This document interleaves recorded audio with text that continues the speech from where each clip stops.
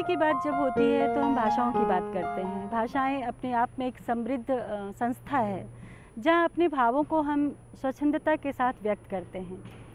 पर मैं बात करूं हिंदी साहित्य की, एक समृद्ध हिंदी साहित्य जिसमें आज जो भाषाओं को लेकर के बातें होती हैं वो भाषाएं चाहे भोजपुरी हो, मैथिली हो, अवधी हो, लेकिन उन सबको मिलाकर जो एक मंच तैयार हुआ वो हिंदी साहित्य था। हिंदी साहित्य की एक समृद्ध परंपरा रही है। मुझे लगता है साहित्य में जो सहित का भाव होता है उसने निर्वाह किया हिंदी साहित्य ने।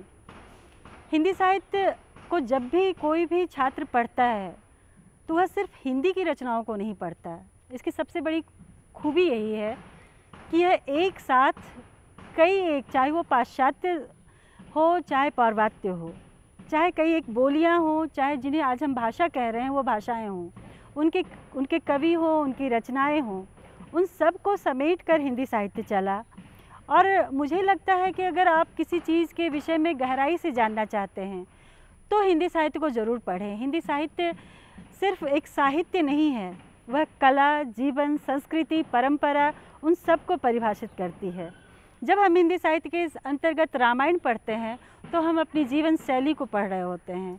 जब हिंदी साहित्य के अंतर्गत हम गीता को पढ़ते हैं तो हम अपनी जीवन की परिभाषा, जीवन जीने की कला, जीवन में पाने और खोने का दुख और उसको व्यक्त करने की जो क्षमता होती है, गीता से हम वो पाते हैं। जब सौंदर्य शास्त्र की बात होती है तो हम पाश्चात्य काव्य शास्त्र को जब पढ़ते हैं तो चाहे वो शैली हो, किट्स हो, वर्ड्सवर्थ हो, उन सबको हिंदी साहित्य में पढ़ने का अवसर मिलता है।